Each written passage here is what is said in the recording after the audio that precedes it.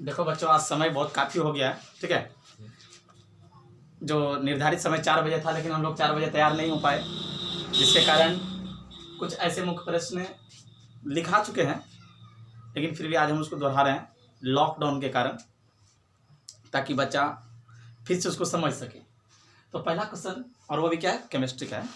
पहला क्वेश्चन है रासायनिक अभिक्रिया किसे कहते हैं। ध्यान दीजिए, रासायनिक अभिक्रिया। रासायनिक पहले तो जान ही रहे, केमिस्ट्री में जैसे केमिकल होता है ना, उसको किसी भी चीज़ को मिलाते हैं तो रसायन, और जैसे कि रासायनिक विधि जैसे दही वगैरह जमना है ना, ये सब रासायनिक विधि के अंतर्गत है। लेकिन हमको वो नहीं जानना है, हमें जानना है कि रासायनिक अभिक्रिया किसे कहते हैं। कहता है जब कोई पदार्थ अकेले ही या किसी अन्य पदार्थ से क्रिया करे। जब कोई पदार्थ अकेले ही किसी अन्य पदार्थ के साथ अभिक्रिया करके एक नए पदार्थ का निर्माण करता है ना, एक नए पदार्थ का निर्माण करता है, उसे हम क्या कहते हैं, रासायनिक अभिक्रिया कहते हैं। कहने का मकसद है कि जैसे देखिए हम लोग क्या करते हैं, रासायनिक अभिक्रिया की एक थोड़ा सा बात किया जाए कि लोहा में भी जंग लगना, ये क्या है, रासायनिक अभिक्रिया है। अब देखिए लोहा में जंग लगता है, वो कौन सी है,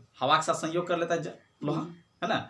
हवा कौन सी के लिए, उसमें थोड़ा आर्द्रता होता है, ऑक्सीजन होता है, ये सब सारे एक संयोग करके क्या करता है, एक अन्य पदार्थ या दो से, इससे भी कर सकते हैं, 2 या 2 से अधिक पदार्थ आपस में मिलकर एक नए पदार्थ का निर्माण करता है, उसे भी क्या कहते हैं हम लोग, रासायनिक अभिक्रिया कहते हैं। दूसरा एक उदाहरण लीजिए, जैसे दूध से दही बनना। पहले तो दूध था, उसमें दही का जोड़न डाले नहीं, तो 2 पदार्थ से, एक वो पदार्थ एक ये पदार्थ, वो भी मिल करके क्या बन गया, दूध, और थोड़ा सा दही का थोड़ा सा उसमें डाले, तो क्या गया, पूरा बन गया दही। तो ऐसे भी पदार्थ को हम लोग क्या कहते हैं, रासायनिक, ऐसे घटना को हम लोग रासायनिक घटना कहते हैं, और यही घटना को हम लोग रासायनिक अभिक्रिया भी कहते हैं। अगला प्रश्न है रासायनिक अभिक्रिया का। अगला प्रश्न कहता है अभिकारक, ठीक है। अभिकारक किसे कहते हैं।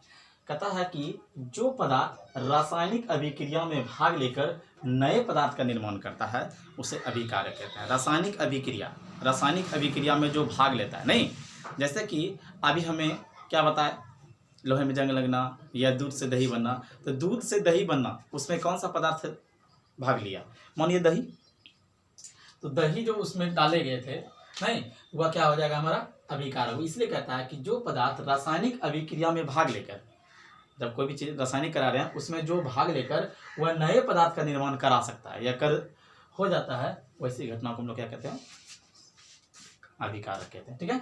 अगला प्रश्न आता है प्रतिफल। प्रतिफल का मतलब होता है उन चीजों से जो घटना प्राप्त होकर के एक नई चीज बन जाता है। जैसे देखिए, ये प्रतिफल कहता है रासायनिक अभिक्रिया के फलस्वरूप, मतलब मजदूरी, रासायनिक अभिक्रिया के फलस्वरूप बने नए पदार्थ को प्रतिफल कहते हैं। रासायनिक अभिक्रिया के फलस्वरूप जैसे दर्शाया गया है H2 + HCl, है ना, H2 + HCl मिला करके क्या हो गया, HCl, है ना। ये क्या हो गया, ये 2 पदार्थ आपस में मिलकर एक नया पदार्थ का निर्माण कर दिया, ठीक है। तो इसे ही हम क्या कह दिए, रासायनिक अभिक्रिया के फलस्वरूप जो नए पदार्थ, देखिए ये पदार्थ और ये पदार्थ आपस में मिलकर रासायनिक अभिक्रिया किया, मतलब संयोग किया, और संयोग करके एक नए पदार्थ का जब निर्माण कर दिया, वैसी घटना को हम लोग कहेंगे, क्या कहेंगे, रासायनिक अभिक्रिया के फलस्वरूप बनाए गए नए पदार्थ को हम लोग क्या कहते हैं, प्रतिफल। मतलब ये दोनों पदार्थ मिलकर जो एक नया फल प्राप्त हो, है ना, वैसी प्रक्रिया को हम लोग क्या कहेंगे, प्रतिफल कहेंगे, है ना। ये दोनों मिलकर एक नया बनाया, मतलब फल प्राप्त हुआ, इसे ये हम कहेंगे। अगला प्रश्न आता है कि रासायनिक समीकरण। अब देखिए रासायनिक समीकरण क्या है। समीकरण का मकसद होता है, तो ये कहता है रासायनिक समीकरण की बाईं और अभिकारकों को तथा दाईं और उत्पन्न यह प्रतिफल को दर्शाया जाता है। देखिए अभिकारक और प्रतिफल, यहाँ ध्यान दीजिए, इसी उदाहरण में है। अभिकारक कहता है कि बाईं ओर, ये बायां है ना जी, ये हाथ मेरा क्या है, बायां है, इधर से घूमे, ये बायां है और ये दायां है। तो बाईं ओर क्या कहता है, बाईं ओर क्या कहता है, अभिकारक, मतलब ये दोनों में से जो क्रिया होगी, उसके बाद यह अभिकारक के बाद जो लड़ करके या जुट करके या कोई संयोग करके एक प्रतिफल प्राप्त हुआ, तो दाईं ओर क्या हो गया, प्रतिफल, और बाईं ओर हो गया अभिकारक। और अभिकारक और प्रतिफल दोनों तरफ होते हैं, इसलिए कहे जाते हैं यह क्या गया, प्रतिफल को दर्शाते हैं। समझ रहे हैं ना, यही घटना को हम लोग क्या कहते हैं, रासायनिक समीकरण। मतलब रासायनिक समीकरण लिखने के लिए हमें अभिकारक और प्रतिफल पर ध्यान देना होगा। आगे प्रश्न है, कहता है रासायनिक समीकरण में तीर चिन्ह को क्यों दर्शाया जाता है ना।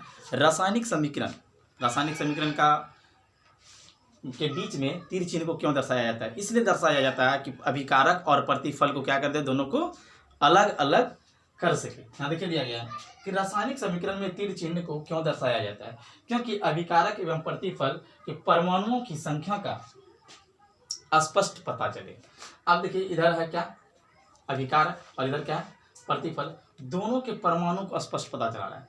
देखिए यहाँ पर अलग है, ये अलग है, इसीलिए इन दोनों के बीच में क्या करता है, तीर चिन्ह को दर्शाया जाता है। नेक्स्ट है क्या रासायनिक समीकरण दिया गया है, क्या यह समीकरण जो है संतुलित है या असंतुलित है। तो हम लोग पढ़े थे संतुलित किसे कहते हैं और असंतुलित किसे कहते हैं। तो संतुलित समीकरण के बारे में हम लोग पहले जान लेते हैं, उसके बाद बताएं। संतुलित समीकरण वही समीकरण होता है कि जो दाएं और बाएं मतलब अभिकारक और प्रतिफल दोनों क्या होना चाहिए, सेम होना चाहिए, उसे हम लोग संतुलित समीकरण कहेंगे। और असंतुलित समीकरण उसे कहते हैं जिसमें कि प्रतिफल और अभिकारक और प्रतिफल दोनों एक दूसरे के भिन्न हो, मतलब अलग अलग हो, इसे क्या कहेंगे, असंतुलित समीकरण। तो यहाँ कह रहा है क्या आप बताइए यह संतुलित समीकरण है या नहीं है। दिया गया H2 + HCl, एरो दिया गया। तो ये यहाँ बात करते हैं यह संतुलित है तो कैसे है, यह संतुलित है लेकिन कैसे है। देखिए यहाँ हाइड्रोजन कितने हैं, 2। थोड़ा सा ये हम यहाँ पर मिटा करके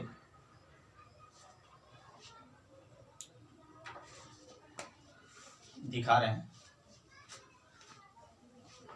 आइए यहाँ दिया है H2 + Cl2 एरो